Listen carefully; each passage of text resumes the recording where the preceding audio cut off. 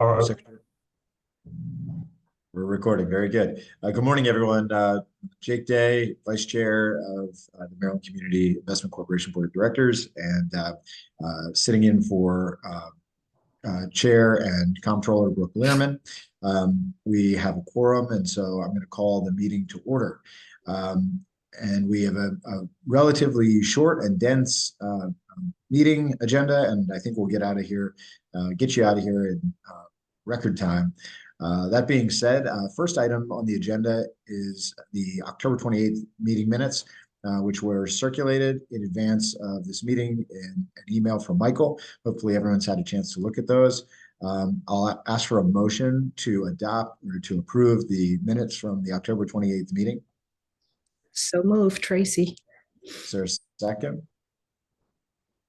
Thank you, Tracy and Rebecca. I see Rebecca's second. Thank you for I like the little hand raise, that function. Excellent. I'll look for those. Any discussion? All right, hearing none. All those in favor of of approving the October 28th meeting minutes, please signify your support by saying aye or raising your hand emoji. Aye. All right, chair votes aye. Excellent. All right, so minutes are adopted. All right, so I'm going to hand it over to our fearless leader, Michael Picarni, CEO, for an update on a couple of items. Yeah, and I'll try to share my screen. Let me see if I can make that happen.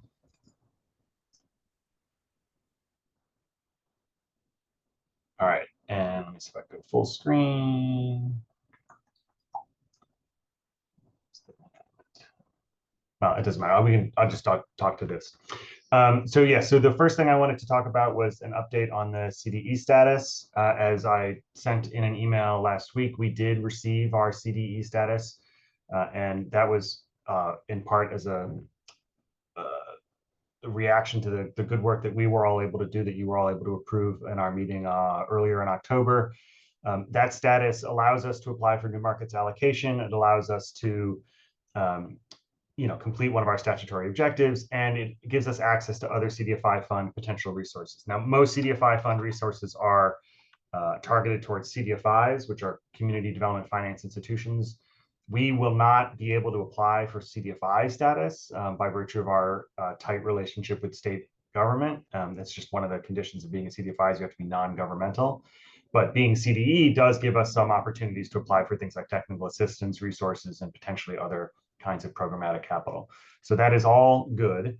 And it does give us the option to apply for new market tax credits. But I'll talk about that in the next slide. So earlier this week on the 19th, the CDFI fund did release their new market tax credit application for this current round. As expected, it's a round with double the amount of resources available. So that's $10 billion in total obligation potential across the industry.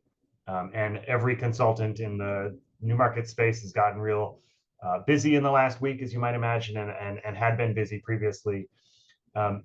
There are more CDEs in Maryland, including ourselves, that we're intending to apply in this round, and some of them are doing so, and some of them may not be able to do so in some ways because of, or in a similar way to our inability to apply, which I'll discuss here in a second. Did you have a question, Secretary Flora? Yeah, those other CDEs, are they serving beyond Maryland? So there are a number of CDEs in Maryland that existed already. Obviously, Harbor, Enterprise, Urban Research Park, Urban Action, all of whom we understand expect to apply. There are new CDEs that are planning to apply or had intended to apply in the current round. Baltimore Community Lending at one point had discussed being able to apply. The Neighborhood Impact Investment Fund had intended to apply in this coming round. Some of them may or may not be able to move forward depending on how their CDE status went, or other conditions that may. I'm not sure, frankly, if they're all going to be able to apply. Those two in particular are limited to Baltimore City. Okay. There are presumably, because it's a new, bigger double round, more new CDEs planning to apply than would normally have applied in a regular round. And I don't know yet how many new CDEs outside of Maryland might also cover Maryland.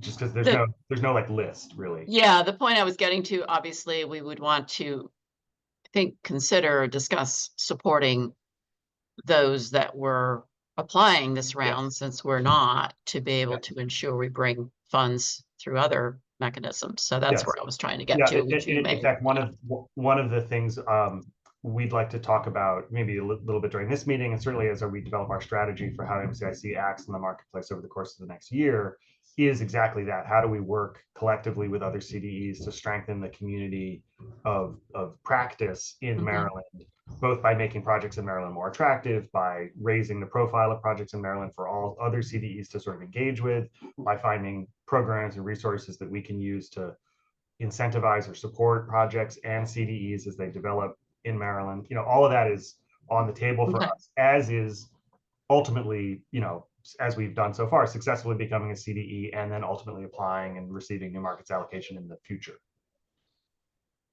Thank you. Secretary Day. Yeah, the NIF and BCL CDE designations and pursuit of tax credit allocations. Have we started coordinating? Have we had a conversation with their leadership yet?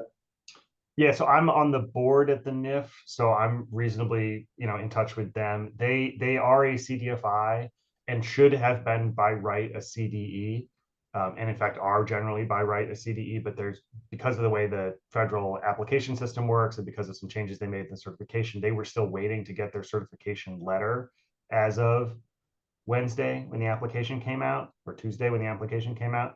So I'm not actually sure if they successfully got the letter in time to be able to apply, but we have been in contact with them.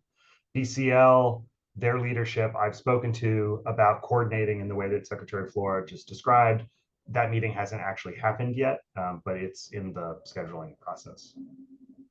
And I'll support, I actually work for Baltimore Community Lending and have been speaking with the leadership there about the work that we're doing here. So hoping that, there'll be a way to create some synergy there. Yeah, I ran into Watson at an event a couple of weeks ago, and she and I were very excited about getting together, but we just haven't been able to find the time yet. Great. Thank you both for that.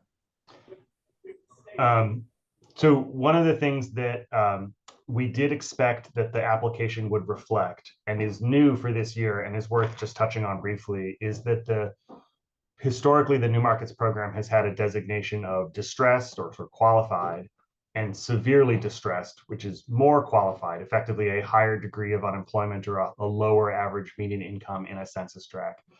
And projects have been historically more competitive as they've been in larger or more concentrated areas of disinvestment, higher priority need areas. Severe distress is the category name. This year, the fund identified a sort of even more distressed category, which they've called deep distress, which has even a more demographic requirement, even a higher degree of unemployment, even a lower average median income. And I just want to flash on the screen here a map that Secretary Day's staff was able to produce. This is obviously Maryland. Anything in the very lightest color is a non-qualified census tract. Anything in the sort of darker gray color is a qualified but not severely distressed census tract. Some counties, particularly Dorchester County as a rural county and Allegheny County, are qualified in their full geography by virtue of being rural. But it's not necessarily true that every census tract in Dorchester County meets the otherwise severe distress category, but rural is its own potential applicable category. Red are the census tracts that are severe distress. And have generally in the program's history been more competitive locations. All the blue census tracts were also red, just by virtue of how the categories work. So things like the Phillips Packing House in Cambridge, Maryland is in this little blue dot in Dorchester County. A lot of Baltimore projects were in obviously these red census tracts historically. Projects in the DC suburbs, which don't show up well on this map, were also generally in red and blue areas. The blue census tracts are the newly designated deep distress census tracts. So as we think about Maryland projects and pipeline, we want to keep in mind that while anything in the light gray area is technically qualified, things in the red and blue areas will be more competitive for not just our allocation as we think about how to structure a pipeline and a deal portfolio that is competitive for future allocation requests, but more competitive as we, to your point, Secretary Flora, bring projects up into a community of practice around CDEs generally, so that like if we find a project in Frederick, downtown Frederick, in a red census tract, we know that it's qualified and severe distress, and we can begin to discuss it and circulate it and socialize it with the community of other CDEs, both in and out of Maryland. And I think, frankly, that a lot of our practice next year will sort of focus on that in the absence of having actual allocation. So this is just sort of to contextualize a little bit sort of where in Maryland we'll be looking for a pipeline. You'll note there's a lot in the DC suburbs, obviously, Prince George's County, particularly, where this map is just not at a scale where we can sort of see the discrete components. But in most of the other counties, you can sort of identify where the more urbanized, denser parts of those counties are, particularly Frederick, Dorchester, Cecil, Hartford County. There are no deep distress or severe distress census tracts in Calvert, Howard, and Carroll County.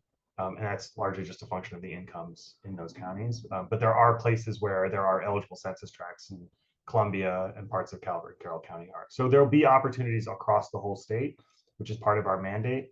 But obviously these brighter colors are where we're going to be focusing our pipeline development work in the coming year. To go back a second, the new markets application dropped. We are qualified by virtue of having gotten our CDE application.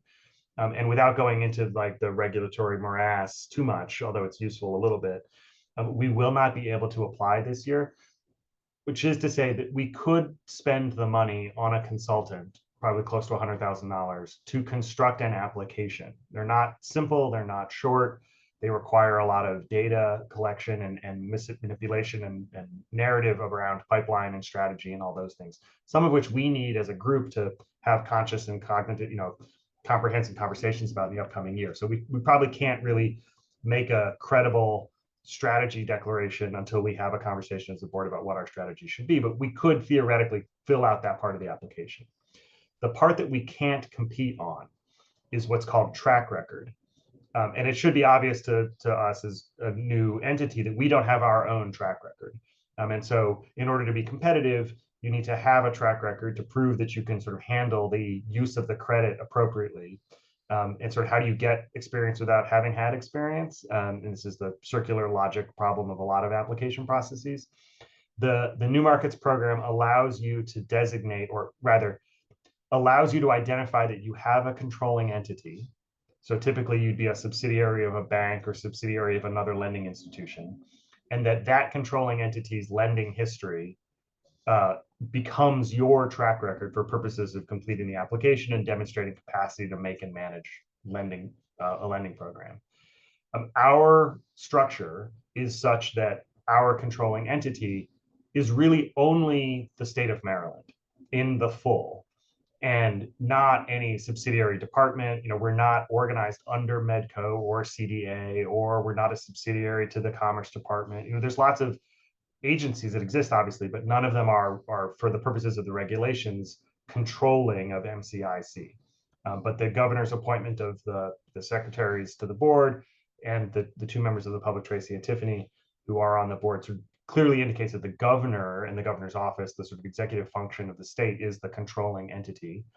The CDFI fund, it's not clear, frankly, the CDFI fund would accept that as a controlling entity. And even if they did, we would have to, by the way the rules work, report all of the state's lending activity as its track record for our purposes, which again, you could do from a data collection standpoint, potentially, although it would be onerous. The related issue is that all of that data then goes into a track record of what we would claim to have done for purposes of applying for new markets.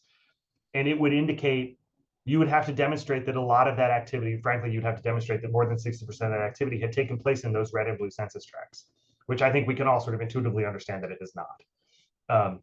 And you could say to the CDFI fund, well, here's the package of things that the state has done as our controlling parent, but only 20% of them have taken place in high distress census tracts.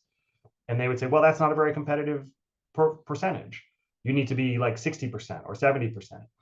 And so what we need to do, or identify a way to do over the course of the next year, and one of our consultants will help us do that, and frankly, this board will help us do that, is are there programs or resources or existing loan portfolios, or frankly, components of existing loan portfolios that we could acquire, essentially buy a portfolio of loans that was qualifying and was useful, and then next round apply with that portfolio as our track record. Like, we might not have originated those loans, but if we own them by the time we apply next year, that will count. And so, we might sift through commerce loans and go, oh, if we could buy this loan and that loan and that loan, but leave these 3 others off to the side and take possession of this part of the asset, or these assets, that would be useful. Or NBW has done, 40% of all NBW's lending has been in these red and blue census tracts. Maybe we could, acquire some of those key projects that frankly might even already have been New Markets deals, because NBW has historically lent to New Markets projects. And then those are in our track record. The questions of how to do that, what funding would have to happen to do that, whether or not that's, advantageous to those entities or agencies, whether or not the commerce programs or whatever would want to give up some of those assets. All of that is sort of on the table for discussion, but will be part of next year's plan for getting us in a position to actually make an application in the future, rather than sort of what the long version of the plan would be to start, run, and manage our own lending program, which we should do anyway, and I think that we will, focused specifically on those brightly colored census tracts.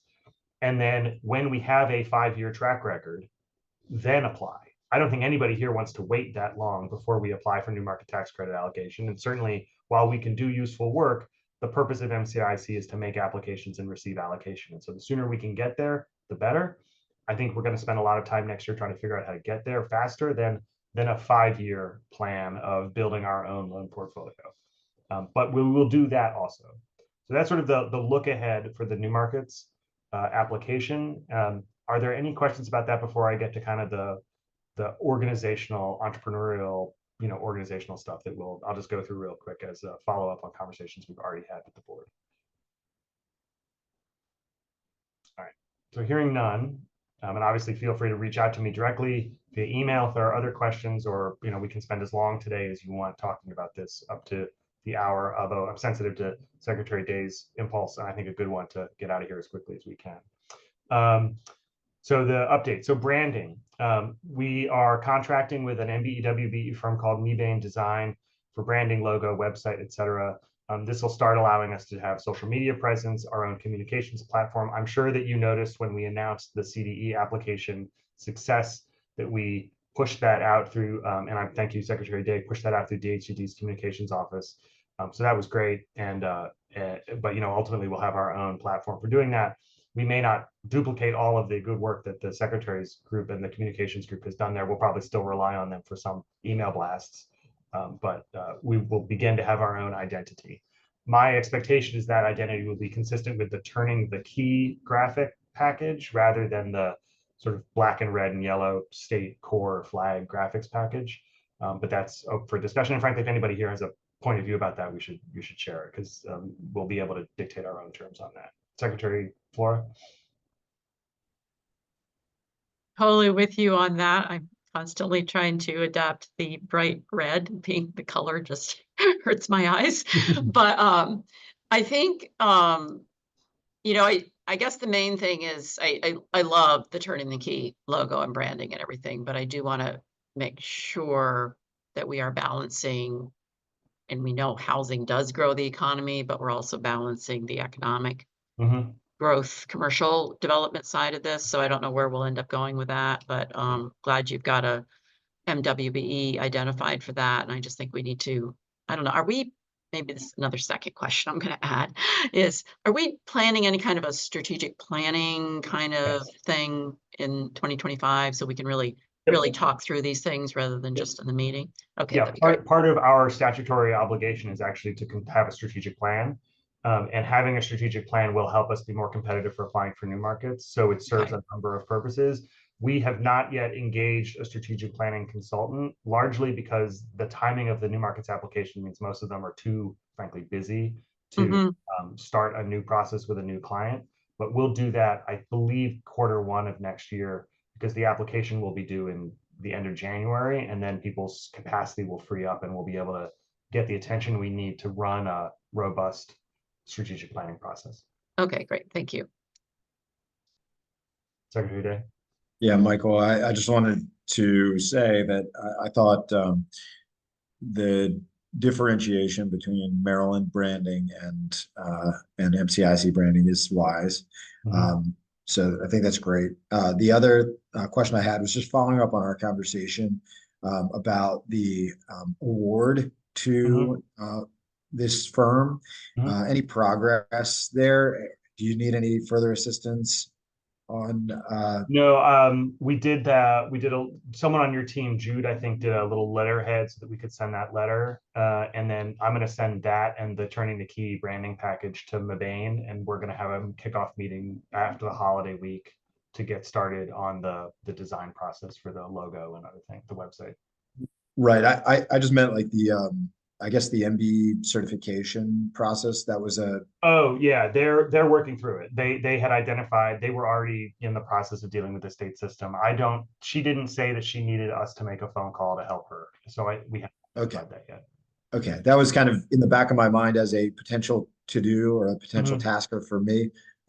So I'll just stand down until you tell me otherwise. Yeah, hopefully we don't need to intervene. I'm sure as you say, and it's a complicated process to intervene in, but if we have to, we can. But she hasn't asked for that. But she is in the process. Okay, great. Actually, this will get to procurement in a second.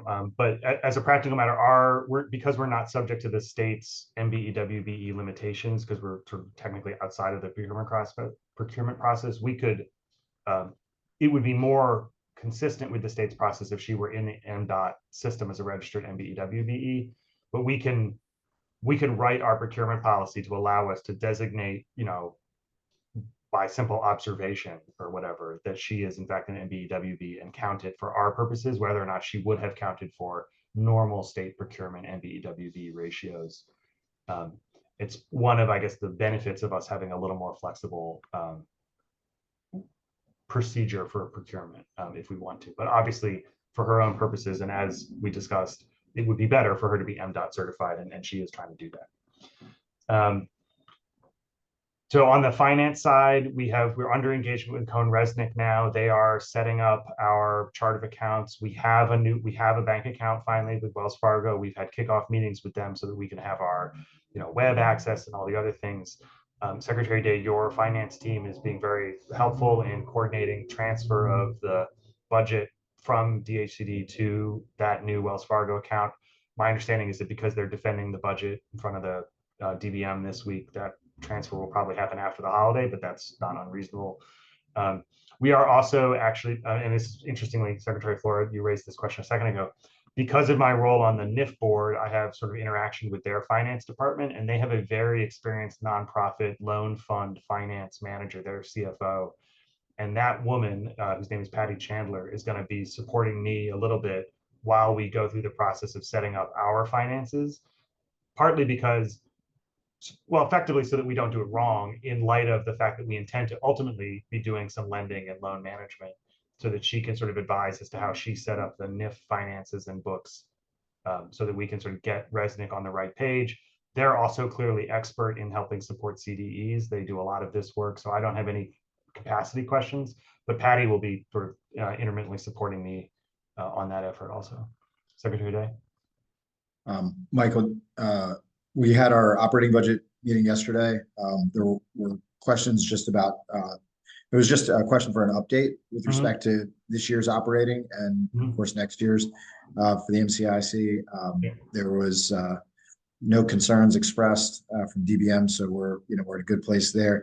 I don't know if you want me to speak at all to the capital request, but yeah, that would be a great time. Thank you. Okay, so with respect to finance and really just going back to everything Michael was saying about trying to build a track record, we submitted yesterday. Well, yesterday I gave a heads up to, and today we'll submit formally a capital request for MCIC of $2 million DBM. Chief of Staff Fagan Harrison and Secretary of DBM Grady will receive that today, but they both know it's coming. I think Michael talked a little bit about the branding. So we've got that interim branding there. This is a little different from other capital requests, but the chair, Comptroller Learman, of course, signed that letter, and I signed it. And I think it'll be taken very, very seriously. Yeah, I mean, it is true, to my understanding, that part of the, in fact, I mean, reasonably part of the existence of MCIC is the effort to attract non-state resources.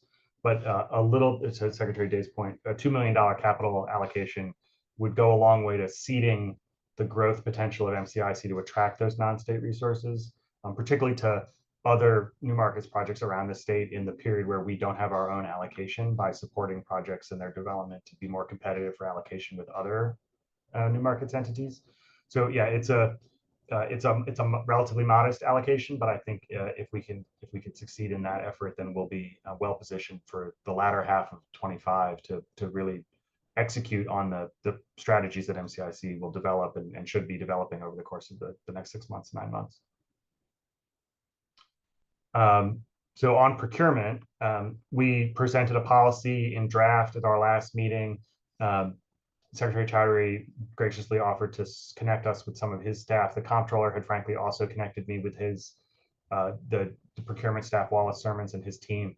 So Sermons has he's on leave this week, I guess, but his team has the draft policy that we reviewed at our last meeting.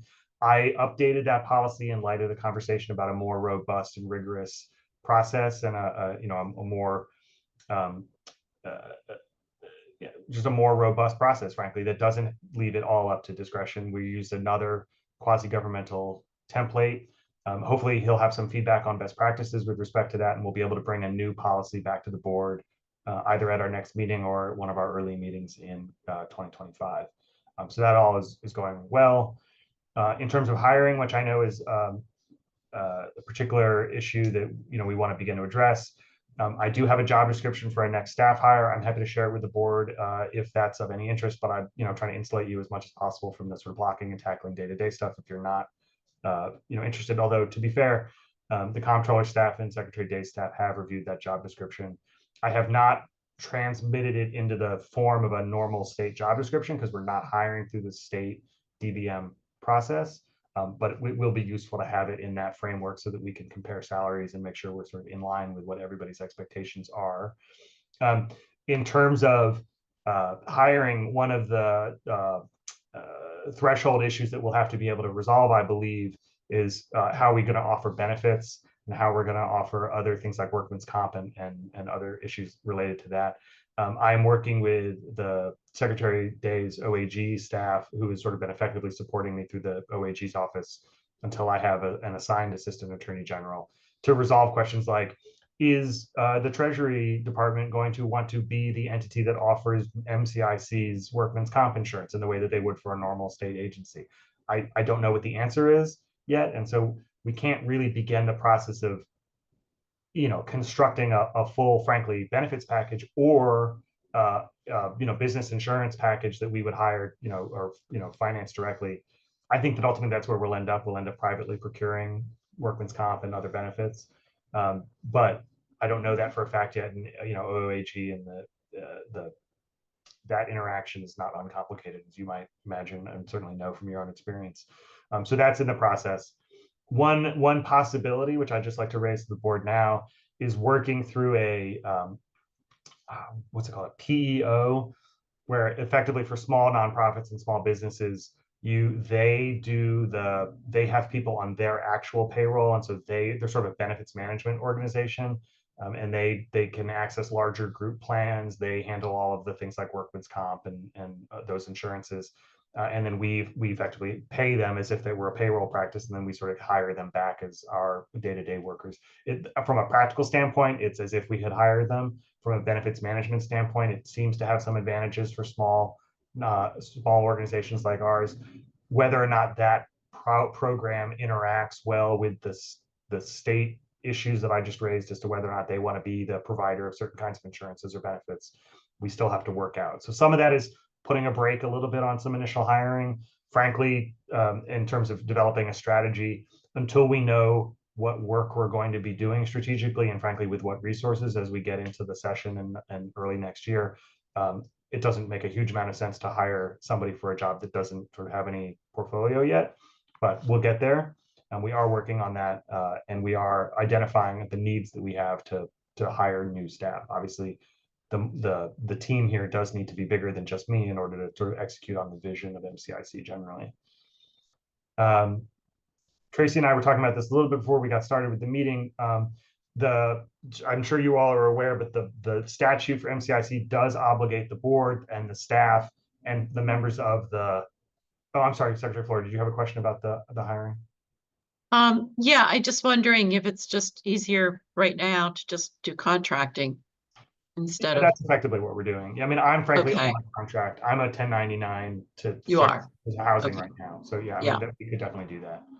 Yeah, and the only other model I'm having run small nonprofits is there was a group that, but then they charge you an admin fee, like the Tide Center I went through until we were up and going once. That was in, but there's those entities, but it seems like that's the easiest scenario is the contracting, so we could get people moving. So Yeah. just thoughts. Thank you. Tracy, did you have a question? I do, and it's on hiring. The job description, what position is it for, or have you not identified that yet? So it would be for sort of a program manager, operations manager.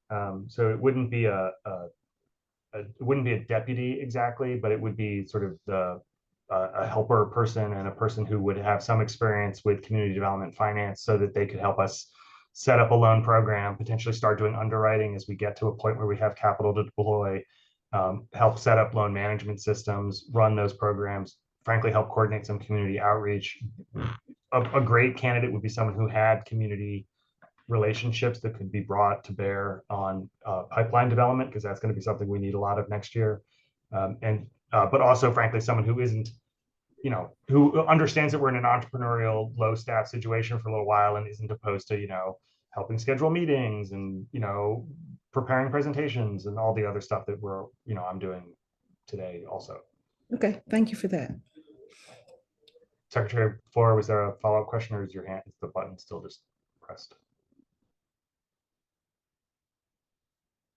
Frozen. Anyway, all right. So on the ethics form, just so we all, so the board, the community advisory board, any investment committee we ultimately form, and the staff, provided they're reasonably executive level staff, will all be subject to the state ethics law, despite the fact that we're a quasi-governmental entity. For the purposes of the secretaries and the comptroller on the board, you are already financial disclosure filers, so there's no extra work for you. Tracy and Tiffany will have to complete their financial disclosure forms. I understand, Tracy, that you've already done yours. I have to do mine still. And then I have met with the chair of the Ethics Commission to discuss sort of our ongoing obligations. She's very helpful. She's agreed to be a resource to us if we need it. Obviously, you are all familiar with the ethics obligations of your offices, so I'm not going to belabor the point, but just to remind everybody that we are subject to those rules. And as we hire additional staff and construct and advise, additional advisory boards and investment committees, they will also be subject to those rules. And then the last is the 2025 session. So the secretary already previewed that we have made this request for capital. My understanding is that there's additional operating budget for FY26 in DHCD's budget, which again, thank you, Secretary Day, for that. And to the extent that it's necessary, I'm obviously available as a resource for any support that your team needs as you have those meetings, although I don't suspect you don't need very much from me. And then as we get into session, we are not anticipating any requests for legislative changes at this time. And so I don't believe that we'll be, I don't expect that there'll be a lot of controversial call to testimony for MCIC, but if there is, then obviously we'll be advising the board as to any needs that we have from you all and working through those issues as they come up. Secretary Day? Yeah, just with respect to the operating budget and the capital request, if and when both of those items move successfully into the budget and are before the General Assembly, I think during our House and Senate operating and capital budget hearings, Mhm. assuming that those are still viewed as a DHCD request. Mhm. I think operating will end up there Yeah. for now until they fix that, and have a hearing for you if Yeah. that's how that ends up working. But capital, I'm not sure. Yeah. So Ben, I guess what I'd say is if you and your team and our team can just coordinate on maybe having the comptroller's office present during the DHCD hearing for to demonstrate alignment, and then Michael, of course, you there as well. I think that would be useful. Yeah, of course. I think she'd want to do that. Yeah, it's a good idea. Great. Yeah, and we'll get that scheduled when we get it, to your point, Secretary. Yeah. So those are the sort of substantive updates on the items that I had been conscious of as having been discussed at our prior meetings and wanting to make sure that you were all aware of. If there are other topics, I'm happy to spend some time answering questions, or to release you back to an extra 20 minutes of your day on this Friday before the holiday weekend or the week.